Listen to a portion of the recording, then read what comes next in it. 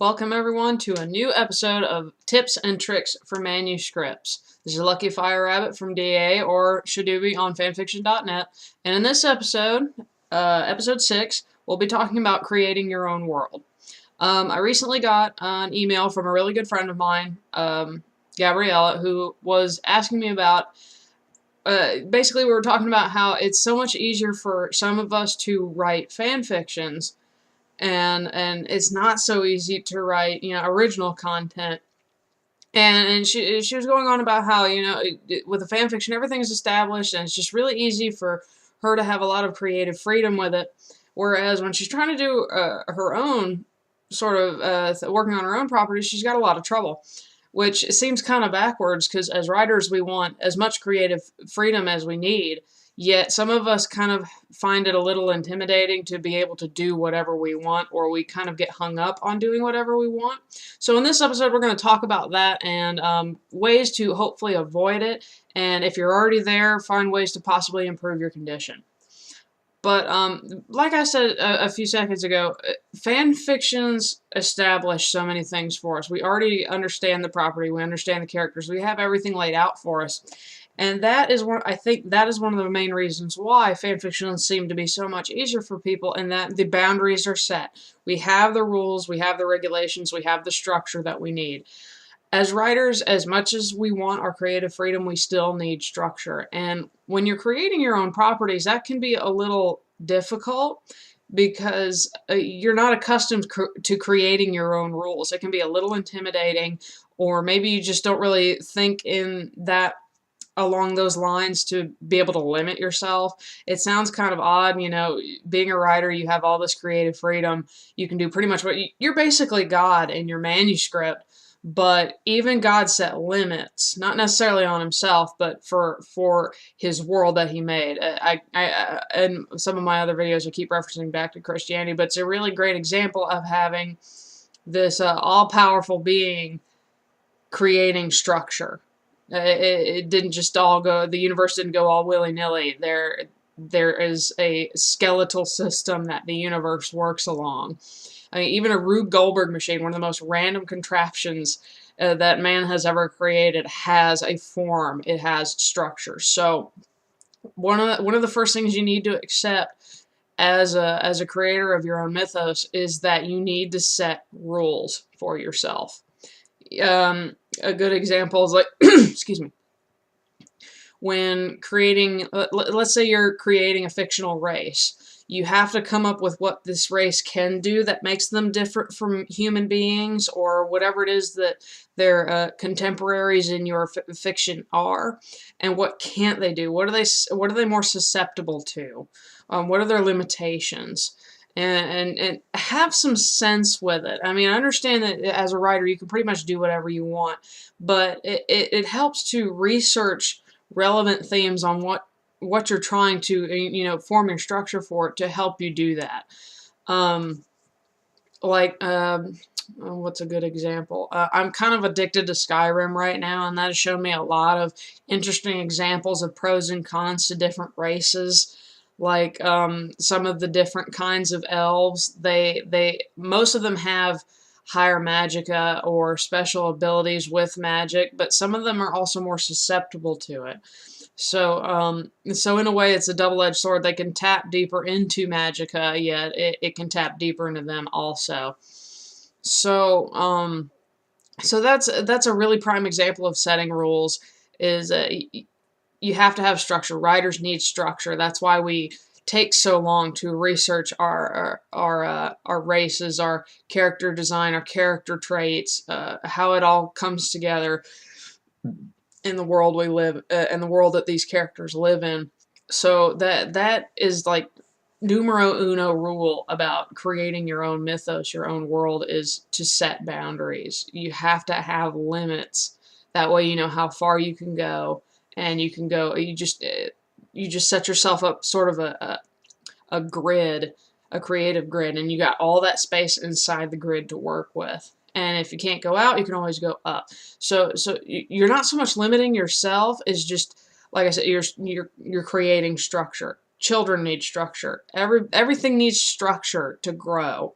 Because if we don't know our limits, then we just lose it. It's life imitating art or vice versa. So let's see. I got my notebook here as usual. I took some notes. We'll see what we can do here.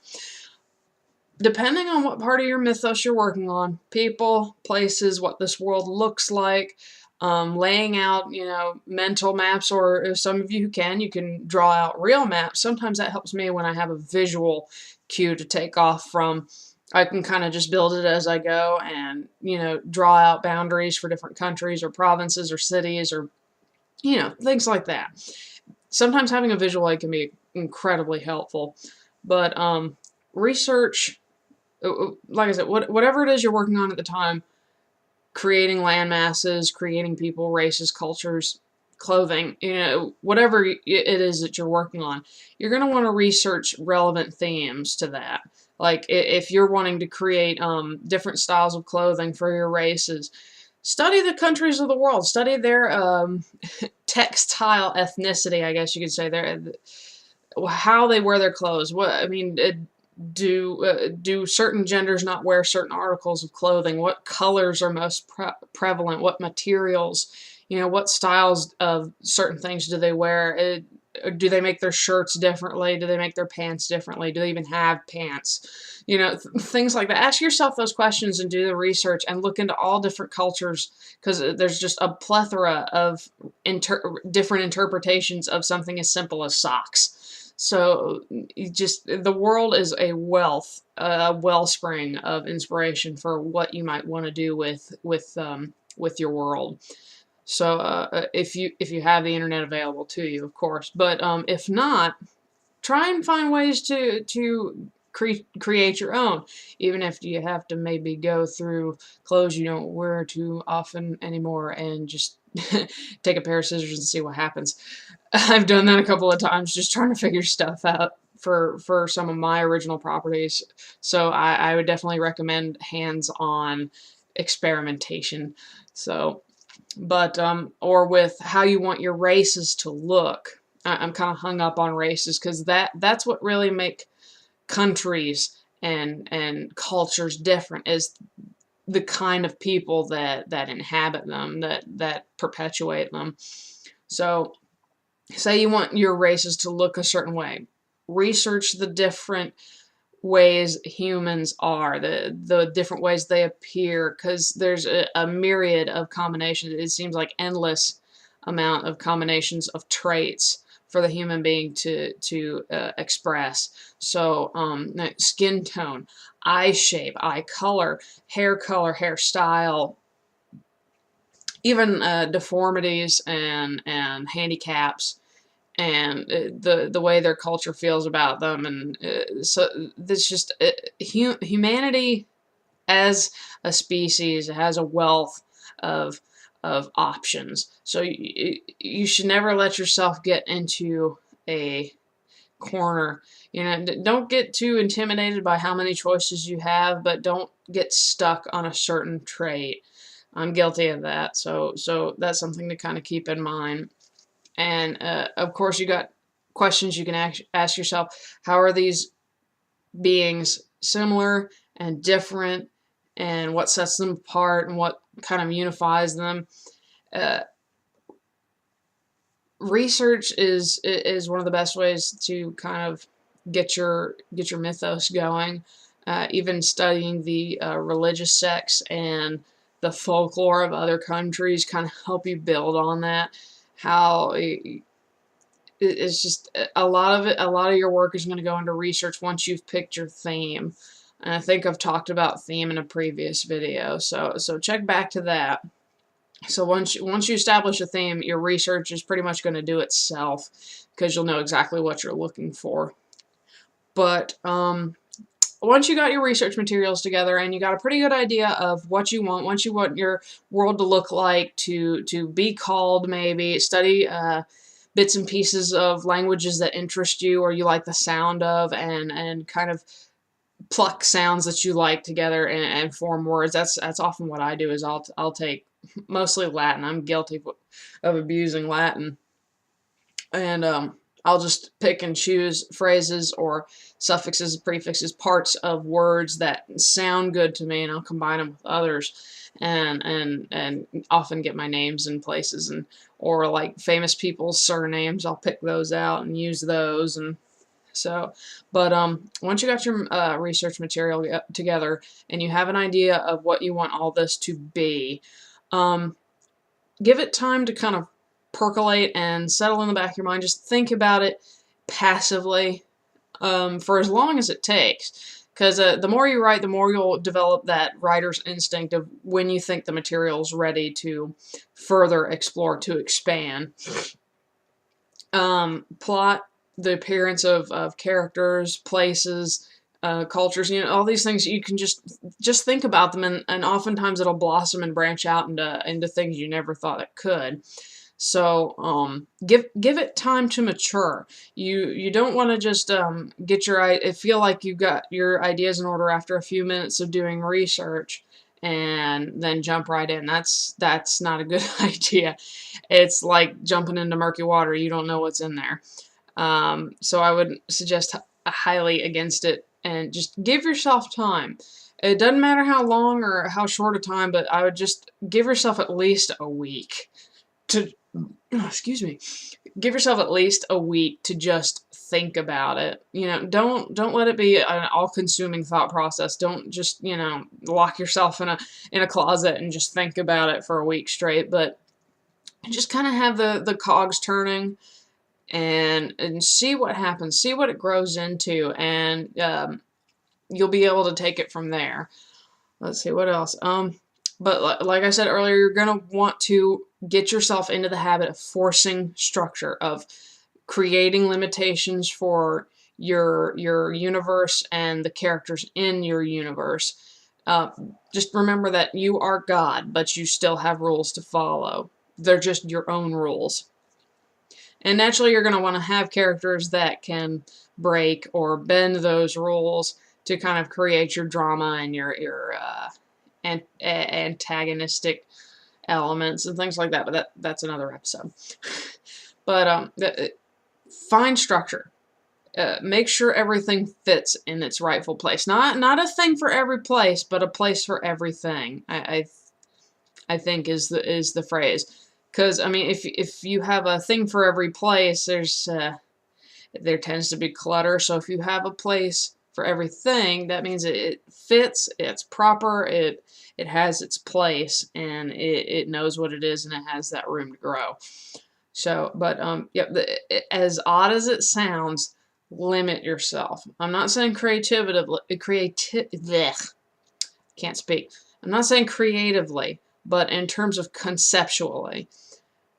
When you're building your races, your cultures, your mythoses, your folklore, there's got to be boundaries. You can't have, all the deities that your characters worship can't all be omnipotent and infallible. There has to be a variety. There has to be pros and cons to each of them. There has to be a balance, or else it's just going to be a hot mess.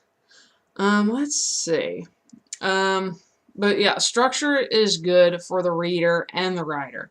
If you give them too much information, if everything, on the worst side, if everything sounds too similar to everything else, your reader is going to get bored.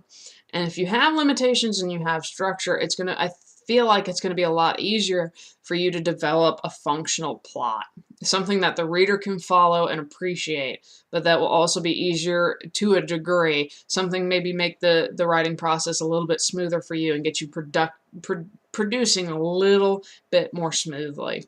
So structure is good. Discipline is good.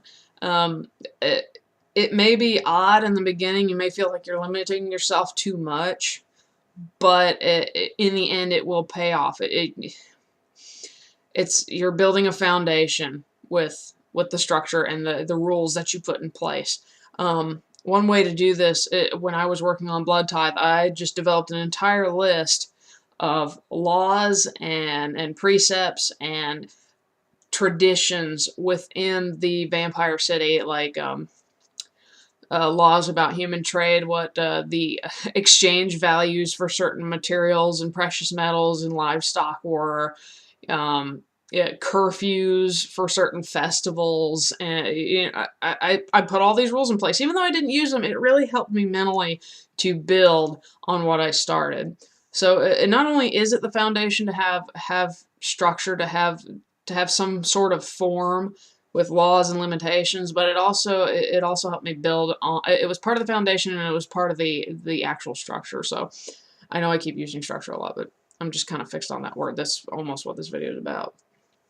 So let's see. Got my notebook here. One thing that some writers, I don't, well, maybe they do. I personally didn't at first, but the laws of reality, nature, and physics in your writing. Strangely enough, when a lot of us write fantasy, it doesn't sound too much of a stretch from reality. I mean, there's gravity, there's, water is wet and fire is hot, that sort of thing. And sometimes turning those backwards or turning them upside down can add a little variety to your work and interest your readers. So that's something else that you could keep track of is what am I doing that is just like everybody else, or what am I doing that's too real, I guess you could say. What kind of rules of the universe can I bend and break? And pardon. So basically my main point is you need to set rules and regulations. With fan fictions and fandoms, we already have it all laid out for us. We're kind of responsible for the less than hard part of writing our own story using these boundaries and the structure that is already established for us. For original properties, we have the extremely hard job of both establishing the rules and writing a functional story around the rules.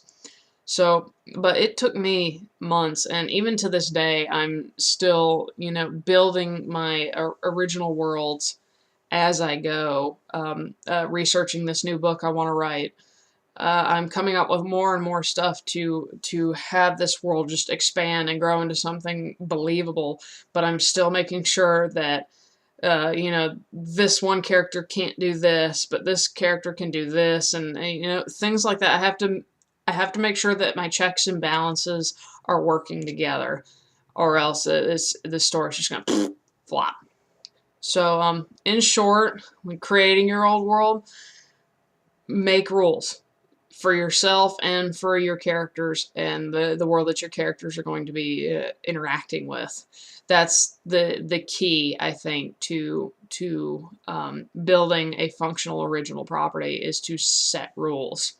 But that's just kind of the person I am. I have to have rules. I have to have regulations. Everything has to be set just so. But I know that even with these supposed limitations, I've got all this room to work with. So, but that's kind of, like I said, that's kind of how I think. If I have all the space to work in the regulations, then I'm a happy camper. But aside from that, research relevant themes to what you're working on, and give it time to mature in your head. Give yourself time to just think about it. Not necessarily try to set anything. I mean, don't sit down to a brainstorming session that says, I'm going to plot out the ending. I'm going to plot out the middle. I'm going to plot out the beginning. Don't do that in the very beginning of your planning process. Take the time to just gather information and let it play around in the back of your head and see what you come up with.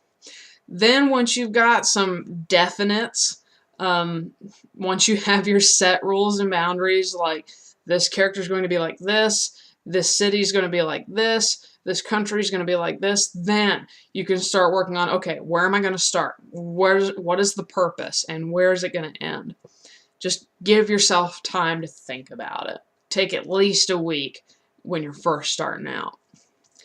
But yeah, just because you have trouble coming up with your own original property doesn't mean there's something wrong. It just means maybe you might need to change your tactics a little bit and change your mindset and remind yourself that everything has form. Everything needs structure.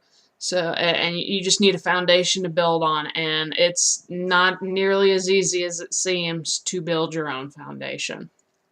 So yeah, Gabriella, I hope this helped.